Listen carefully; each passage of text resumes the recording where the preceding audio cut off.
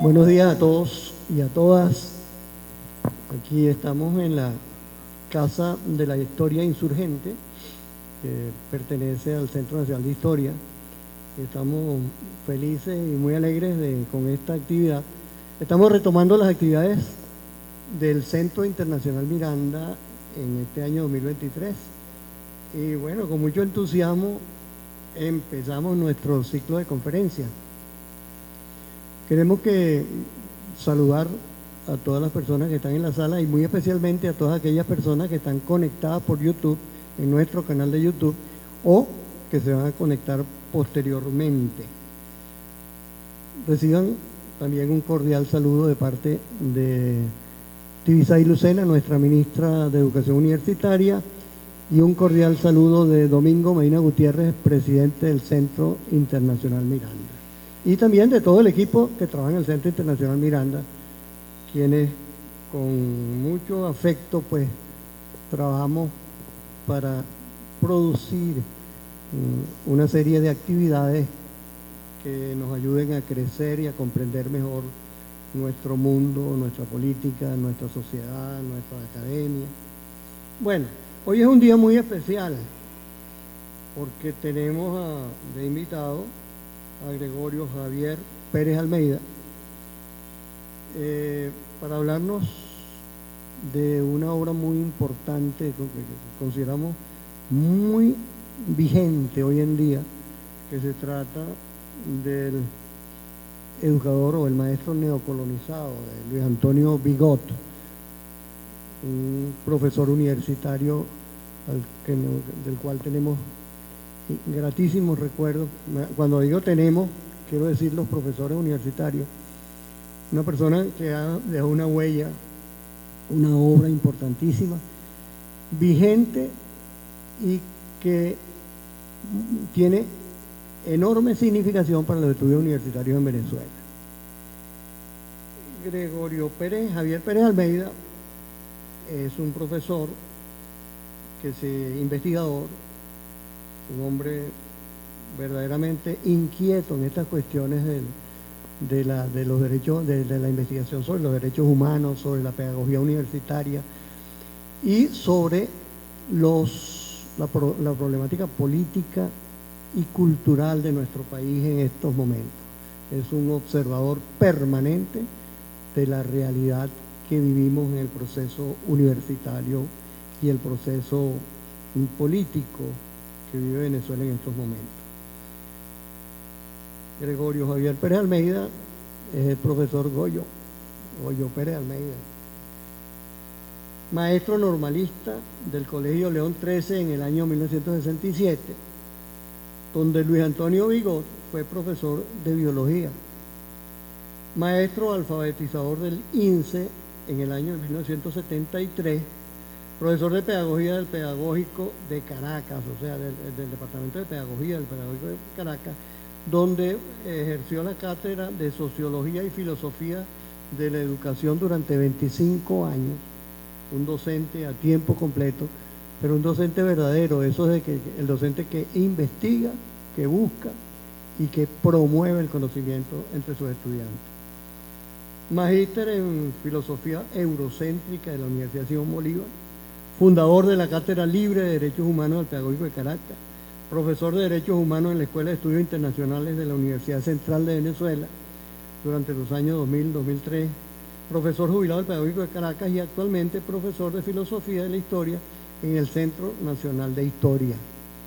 Todavía le faltan un poco de cosas que nos puso, pero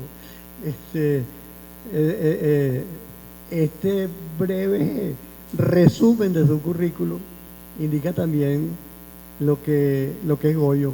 Goyo es un hombre que le gusta hacer, pero no le gusta que la gente diga que está haciendo, sino que él hace y lo demás que evalúe. Pero no se lo diga muy duro porque entonces es una persona dedicada al estudio sin estridencias. Bueno, hoy es un día muy especial entonces porque en cierta forma se le rinde un homenaje a Luis Antonio Vigo, un profesor universitario que verdaderamente ha dejado una huella y un trabajador por la cultura y un trabajador por el futuro de Venezuela, por el futuro universitario, por la formación y, por supuesto, un crítico, un intérprete de la realidad de su tiempo. Yo pedí hablar aquí parado porque es que yo nunca he dado clases sentado y tengo la costumbre de hacerlo de esta manera, ¿no? Además que tengo mis limitaciones en el campo de escenarios como este grande, ¿no? Aunque no haya mucha gente, pero igualito para mí es un esfuerzo enorme, aunque pareciera que no, ¿verdad? Porque tengo cara de bochinchero, pero hago esto por dos razones fundamentales. Uno, por Luis Antonio. Creo que le debemos, yo en lo personal le debo muchísimo. Y bueno, imagínense, fui su yerno en los últimos 22 años, si le debería, ¿no? Nada más y nada menos. Y además, como lo acaba de decir Fernando, creo que Luis hizo un trabajo revolucionario donde quiera que estuvo, nunca se desvió ni perdió la perspectiva de cuál era su norte y el fin de su vida. Entonces, no voy a... Una de las cosas con las que no estoy acostumbrado es leer lo que yo escribo, porque entonces tengo como una especie de doble personalidad. Lo que voy leyendo, si yo lo escribí, entonces comienzo a ponerle cosas que no escribí y al final lo que entrego no se parece a lo que tienen, lo que guardan estas cosas por escrito. Pero en esta oportunidad yo voy a seguir, tratar de concentrarme en la lectura para que podamos compartir luego. Bueno, la primero una advertencia. Esta será una charla que pecará por defecto y no por exceso, porque diremos poco para hacer que hablen quienes tienen mucho que decir sobre este libro y así podamos festejar la palabra oral, la labia que distinguió a Luis Antonio Vigo y lo hizo merecedor de aplausos, reconocimiento y amores eternos.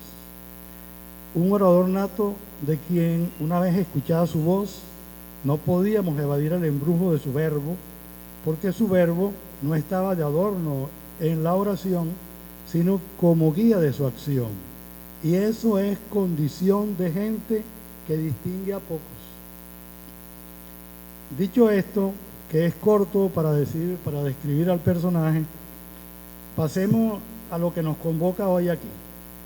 Comentar su libro El educador neocolonizado, que cumple en agosto de 2023 48 años.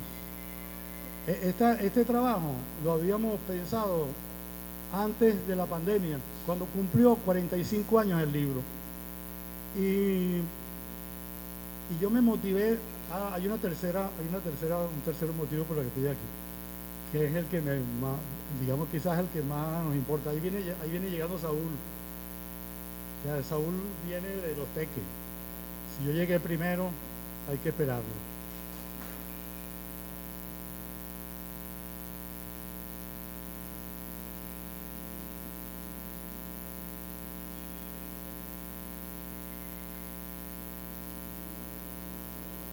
Bueno, sigo. Saúl, gracias. El otro motivo es que esta charla es digamos, la invitación para un seminario que vamos a dictar sobre el educador neocolonizado como modelo de investigación. Ya se han realizado varios seminarios en Venezuela, fuera de Caracas. Creo que este sería el primero, pero no es solamente para hacer un seminario. Aquí lo decimos como propuesta. Es para volver a hacer esa investigación hoy. Pero bueno, vamos a lo que estamos leyendo. Un libro como este no es un simple libro, un poco de páginas numeradas con conocimiento decantado por quien lo escribió para que forme parte de su currículo en el renglón Obras Publicadas. Este libro es una incitación a la rebeldía pedagógica, casi un panfleto, como los que se lanzan entre los trabajadores en la fábrica para que hagan consciente su condición de clase explotada y alienada. Decía Luis de los Maestros en este libro: no los creo apóstoles. Nosotros nunca hemos sido ni somos apóstoles. Eso sí, somos y siempre hemos sido explotados. Por esto este es un libro valiente, arriesgado. De hecho, lo decomisó la Policía Política de la Democracia Punto Fijista la víspera de su presentación en una librería en Caracas. Por ello, no puede leerse y mucho menos analizarse aislado y acabado, sin vínculos con la lucha política revolucionaria, anticapitalista y antiimperialista de su autor. ¿Puede poner la primera foto, por favor?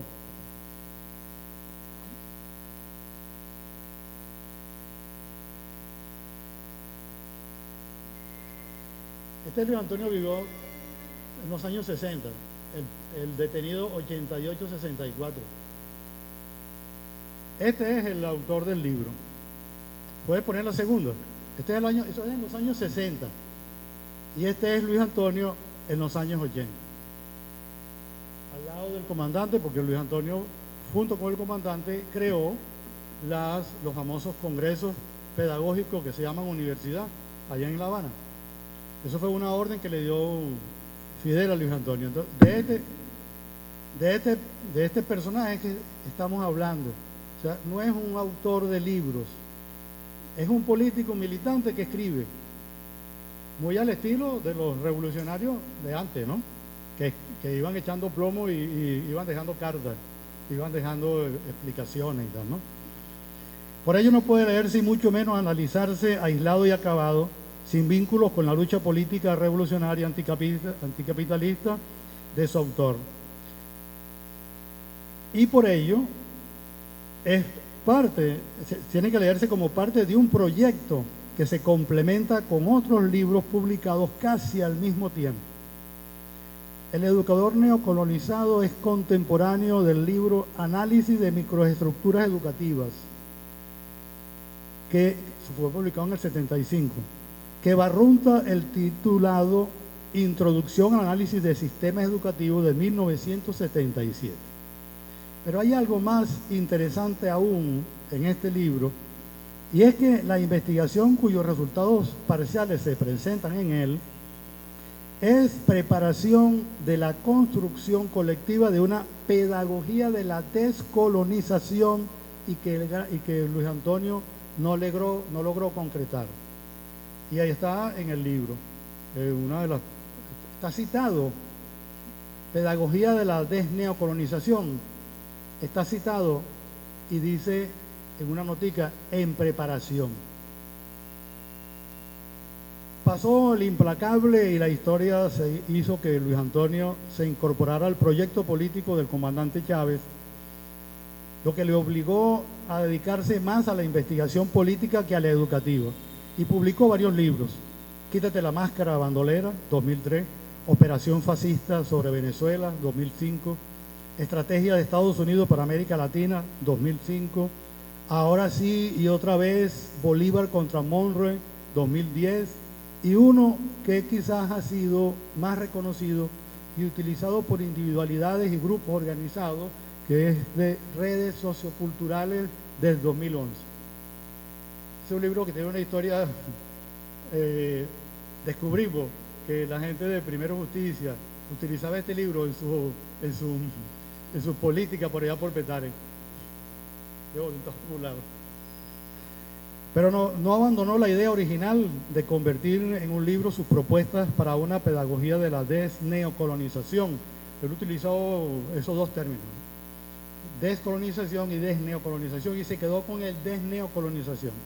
Y 35 años después, que no es más tarde, lo hizo a trazos gruesos en hacia una pedagogía de la desneocolonización, que es publicado por el Fondo Editorial del IPASME en 2010, lo que confirma un rasgo firme de su personalidad, coherente y consecuente con sus ideas. Luis Antonio Vigot fue un hombre coherente y consecuente con sus ideas revolucionarias de raíces marxistas, leninistas y desneocolonizadoras, nacidas en su vivencia del ser venezolano pobre y negro, que sueña con un mundo donde cada hombre tenga un pan del tamaño de su hambre. Y el prefijo neo lo utilizó para captar en un vocablo las nuevas formas de colonización que aún viven los pueblos latinoamericanos siglos después de haber expulsado al imperialismo español. ¿Qué encontramos en este libro? Este libro, por su densidad y alcance teórico-práctico, puede abordarse por distintos lados.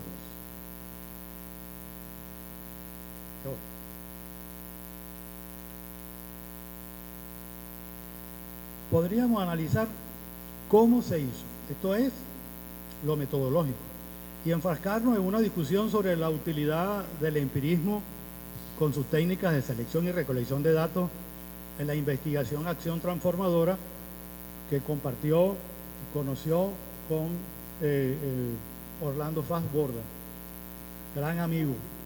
Creo que Luis tiene todos los libros publicados por Fassborda y si no todos están dedicados por él, a su amigo, por Fassborda. Eran como hermanos. Poca cosa que Luis, digamos, no le hacía, no chapeaba con eso, pues. Ni siquiera cuando fue parlamentario andino que vivía en Colombia. Podríamos discutir sobre la impronta del marxismo estructuralista de Althusser en boga en esos años, o sobre si el concepto de ideología que utiliza es el leninista o el marxista estricto, como explica Ludovico Silva.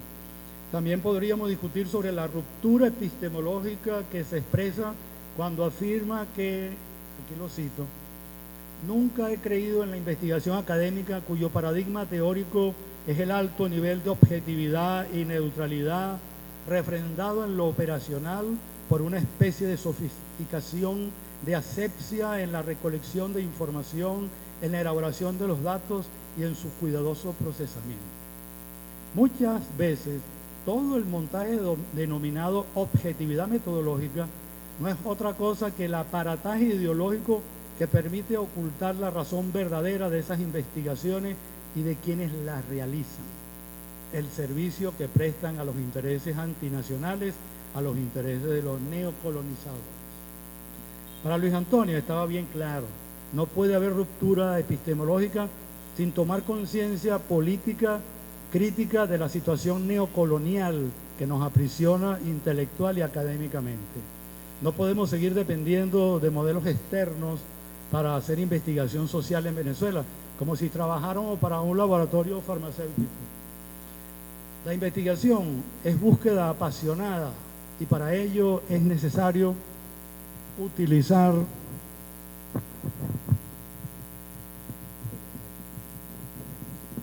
más que técnicas sofisticadas, metodologías elaboradas por nosotros en esta y para estas realidades.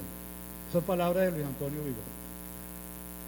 Realidades que están sometidas a procesos de explotación, saqueos y represión que configuran nuestras mentalidades de forma completamente distinta a la de los países que han sido y son centros del sistema capitalista.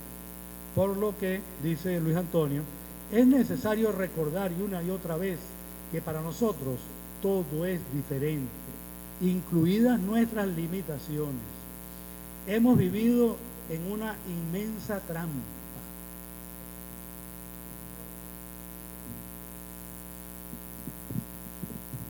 ¿Qué hago?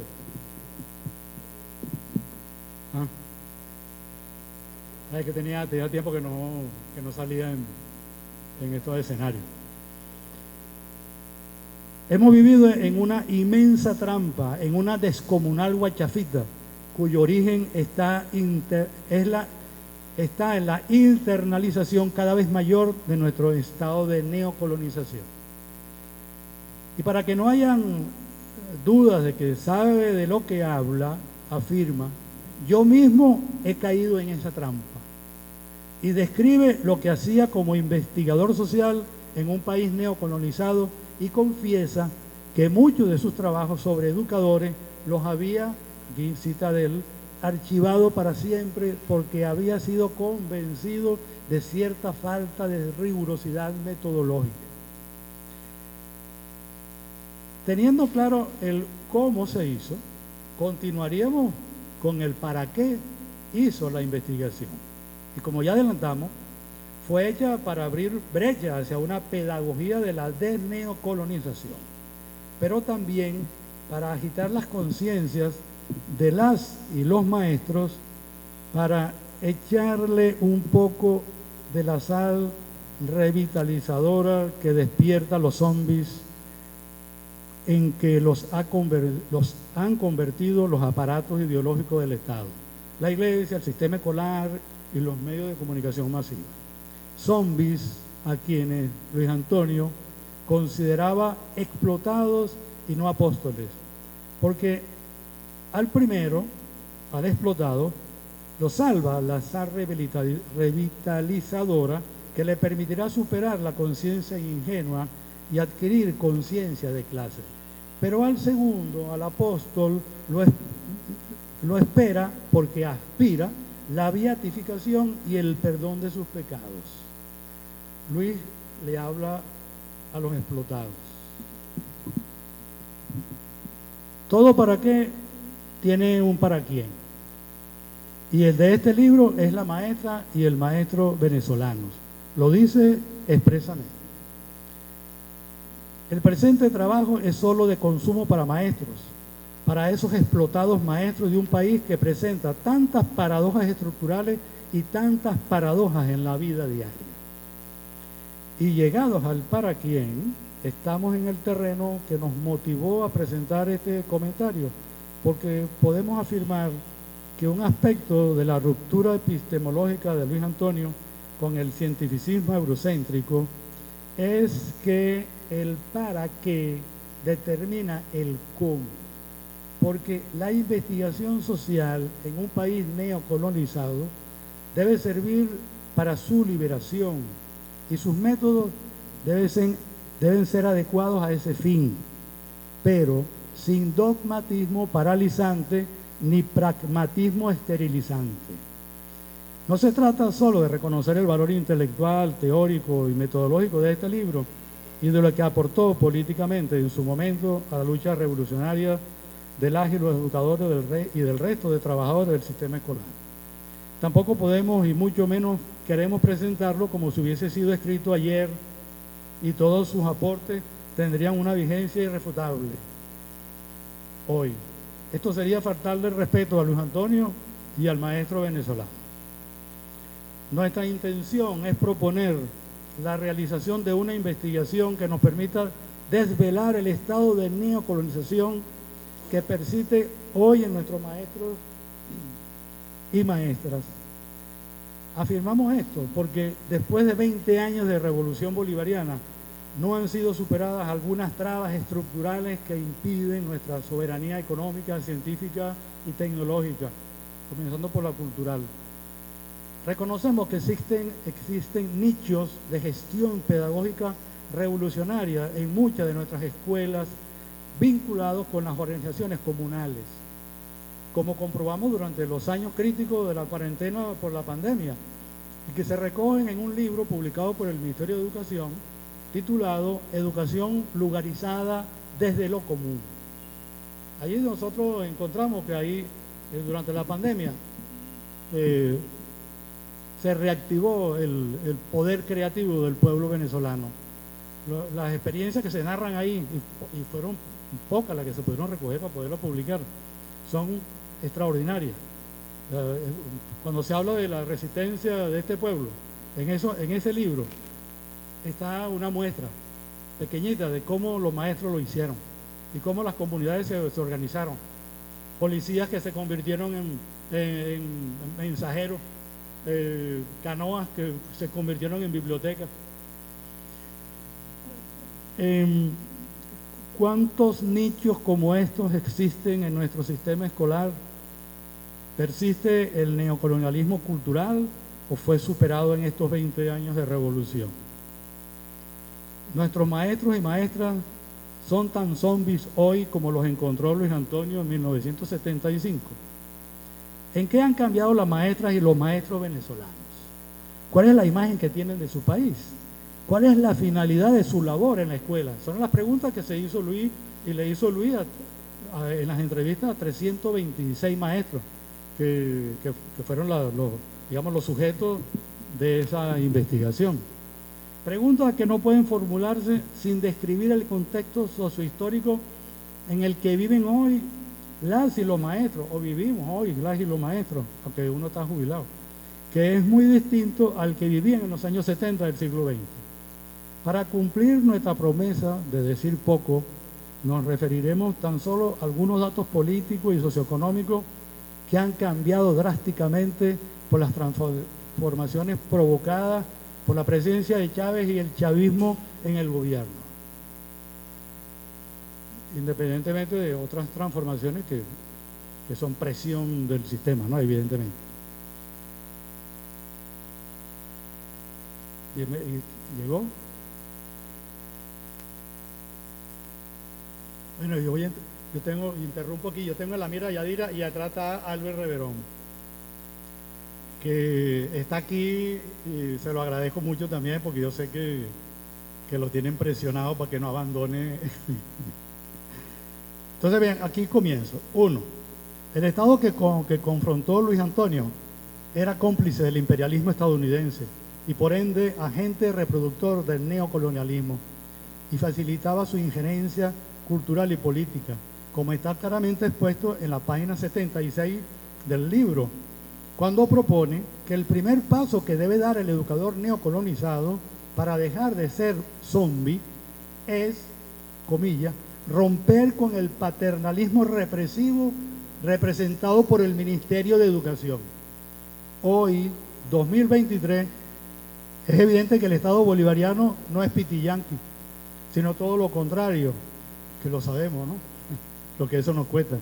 Y propone la descolonización como eje de sus políticas, no solo culturales, sino también económicas, científicas y tecnológicas, de tal manera que las interrelaciones entre el Estado y las y los maestros no deberían ser tan conflictivas, más allá del rechazo y la negativa a los cambios que existe en los sujetos cuyo sentido común ha sido domesticado por el sistema capitalista.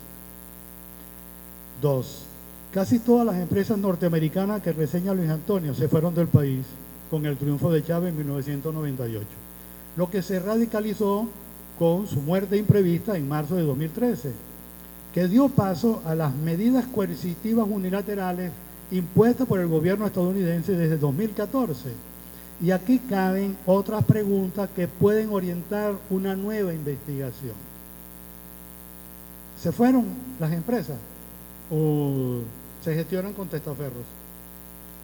Su ausencia significa que mermó o terminó su influencia cultural, ideológica sobre el pueblo venezolano. ¿Cuál es el papel de las nuevas tecnologías de la información y comunicación en la reproducción del neocolonialismo? En este aspecto de la influencia ideológica de las empresas estadounidenses en nuestra cultura, hay un detalle que queremos resaltar. Puede poner la tercera foto.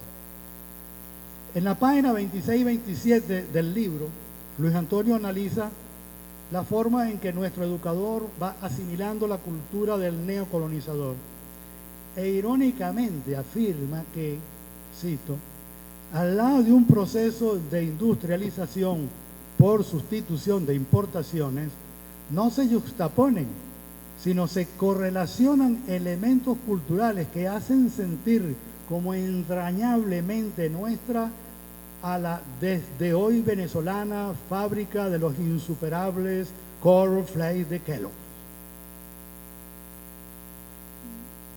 Murió bueno, en el aporte que hacemos, que esos aparatos tienen una vida útil de 10.000 horas, por eso hay que apagarlo cada vez que se da uso. Hay una foto que debía aparecer ahí, a lo mejor se revive, que es, ustedes han visto la caja de cornflakes de Kellogg, la nacionalizada. Dice arriba, Juntos por Venezuela, con la bandera, con las 8 estrellas. Entonces, nuestra reflexión al respecto es esta, ¿verdad? Luis Antonio irónicamente lo dijo. Esta empresa internacional de alimentos de matriz estadounidense, como muchas otras, abandonó sin previo aviso a sus 400 trabajadores y trabajadoras en mayo de 2018 y fue expropiada y tomada sus instalaciones por orden del presidente de la República, Nicolás Maduro Moros. Y desde mayo de 2019, para dolor de cabeza de sus fugitivos dueños, mantiene sus símbolos comerciales originales y cubre el mismo mercado que tenía la empresa gringa, los 23 estados, con todas las demás cosas. Una de las preguntas que tendremos que hacernos es, si vamos a hacer una investigación, es si hoy, 2023, consumir ese producto significa culturalmente lo mismo que para las y los venezolanos que lo consumen desde hace más de 50 años. ¿Cómo se asocian el eslogan político oficial Juntos por Venezuela con la figura del gallo verde y cresta roja que aparece en el paquete desde hace décadas? En otras palabras, ¿está nacionalizada ideológicamente esta empresa? Son preguntas para una investigación. Sin duda hemos cambiado, pero hay que tomarle el pulso a esos cambios, mirar su profundidad y extensión para poder obtener una imagen real, no solo de maestros y maestras, de nuestros maestros y maestras hoy, sino principalmente de nuestra sociedad. Miremos otros cambios que tenemos que tomar en cuenta en el diseño de la investigación. Sí, lo hacemos esto porque es que mucha gente piensa que hacer una investigación, como Luis Antonio, como esa que aparece ahí, es hacer lo mismo, ¿verdad? Y indudablemente que el mismo que diría que no se puede hacer es Luis Antonio, el primero. El tercer punto, cuando en el capítulo 2 del libro Luis Antonio aborda la realidad del educador neocolonizado en los años 70 del siglo XX, el último grito de la arquitectura comercial eran los grandes supermercados. Hoy son los centros comerciales, ¿cómo que le dicen? Los malls, le dicen por la radio, ¿no? Que se tragaron a los supermercados, y sabemos que esos centros comerciales de concurrencia masiva para el consumo individual generan su propia atmósfera y constituyen mundos paralelos donde las necesidades se trastornan por el ritmo frenético de la oferta de satisfactores. 4. Vayan a un centro comercial en estos días para que vean. Bueno, en diciembre era para locos. 4. Respecto a la dinámica escolar específica, la que se vive día a día en nuestras escuelas y liceos. Luis Antonio analiza el contenido de algunas revistas escolares, algunos libros de texto y la utilización de los medios de comunicación por los maestros entrevistados, televisión, prensa, escrita, radio y cine. En 2023 ya casi no tenemos revistas escolares. Existen pocos periódicos de circulación nacional. Los libros de texto son producidos masivamente por el Estado, la colección Bicentenario. Otra cosa es el destino de dicha colección, que es semejante al del currículum bolivariano, que hubo todo un tema, no colateral, pero sí importante para investigar. Aunque coexisten con editoriales privadas como Santillana y otras, pero los precios impiden que se masifiquen como antes. El punto número 5. La TV se ha potenciado porque existen empresas privadas internacionales que ofrecen servicios de cable o satelital que compiten ventajosamente con las televisoras públicas y con el cine. 6. Quizás haya otro escenario en el espectro radial, pero no debe ser muy distinto al de aquellos años, porque la mayoría de las frecuencias radioeléctricas siguen en manos privadas. 7. El cine como evento social en un lugar específico, que lo diga aquí Javier Saravia, desapareció casi por completo. No sé qué cantidad de salas de cine desaparecieron de Caracas. ¿Verdad? Impresionante. Se quedaron todas las que se quedaron, están metidas en los centros comerciales, por cierto. Y han sido, el cine como evento social en un local específico ha sido sustituido por las cableras o por la internet, no solo en las computadoras particulares, sino aún más en los teléfonos inteligentes. Y hoy cualquiera que posea uno de esos aparatos puede mirar una película en el baño sentado mientras se cepilla los dientes, tranquilamente. Y hablando de teléfonos inteligentes, deben haber menos maestros y maestras sin ellos que ornitorrincos en el Orinoco. De hecho, las últimas manifestaciones de maestros, unas a favor y otras en contra del gobierno bolivariano, han sido convocadas muy eficientemente a través de las redes sociales. Esta realidad no estaba en los años 70 del siglo XX. Dígame Luis con los teléfonos, los que nos conocieron personalmente, era un rollo. El último teléfono lo fuimos a cambiar, a dar ahí en la CanTV porque no sabíamos qué hacer con él. Y entonces, el 8. Este que abordaremos ahora es quizás el aspecto más complejo desde el punto de vista político de la investigación de Luis Antonio y que hoy se complica mucho más. Estamos en la página 89 del libro, en el punto 6 de sus conclusiones. Ahí sostiene que el educador deja de ser un modelo paternalista y bobalicón y pasa a ser un verdadero reformador social. En este sentido, la pedagogía de la desneocolonización no puede ser institucionalizada ni aplicada a nivel oficial, sino que funciona como una respuesta que el educador liberado de su estado de despersonalización da a los intentos de dominación, de continua internalización o introyección de modelos neocoloniales. No podía ser política de Estado.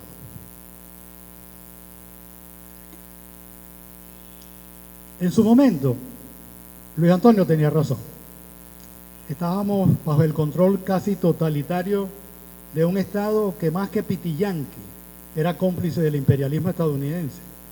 Y una propuesta revolucionaria como esta sería extirpada de raíz, como le ocurrió a muchos educadores y estudiantes. Pero hoy es una realidad completamente diferente. Sin embargo, tenemos que averiguar cómo se vinculan las y los maestros revolucionarios con sus jefes del Ministerio de Educación y de las gobernaciones, en el caso de las escuelas que son estadales. Si sus experiencias pedagógicas son apoyadas incondicionalmente y cuáles son sus vínculos con las comunidades organizadas. Hay experiencias. Una de las cosas, no es una cosa, una de las experiencias más ricas que yo digamos, le agradezco a Luis Antonio es que pude ser su yerno. Y ahora su hija es la rectora de la Universidad del Magisterio, de la UNEM, y tiene información fresca, reciente, actualizada de todo lo que está ocurriendo a nivel nacional. Por eso podemos hablar de nichos, de educadores revolucionarios que están haciendo todo en contra incluso de la voluntad de muchas comunidades. Entonces, esta pregunta o esta duda es realmente importante, porque comentaba con el negro, cuando yo le digo al negro es Javier Saravia, que desde esta perspectiva de Luis Antonio Vigot, cuando él señala que esa pedagogía no podía funcionar, no podía ser institucionalizada ni aplicada a nivel oficial, resulta que hubo un educador que no fue educador, pero que lo hizo, más o menos comenzó por ahí, por esos años, quizás cuando salió de la cárcel, Carlos Lanz, que lo asumió de frente, con toda la ley, en contra de todo lo que eso significó. Y lo hizo, y creó un método, y generó grupos, actividades, congresos, y ahí está todo lo que se hizo por esa vía. Es interesante. Pero bueno, eso no lo metimos aquí, porque no era como mucho, porque por ahí se nos va toda una discusión. Y en este sentido, de esta cantidad de dudas que tenemos que resolver, tenemos que buscar cómo, digamos, cómo es la realidad nuestra en estos días.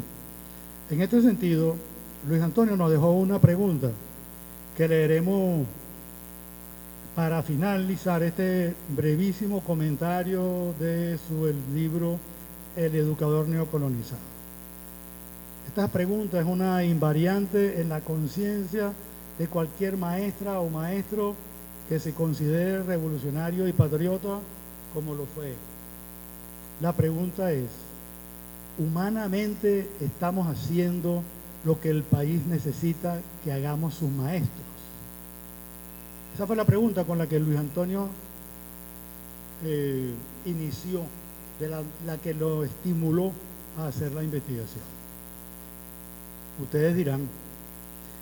Y para finalizar, definitivamente por ahora, vamos a despedirnos con una expresión que diría otro maestro cimarrón, muy amigo de Luis: ¡viva la patria!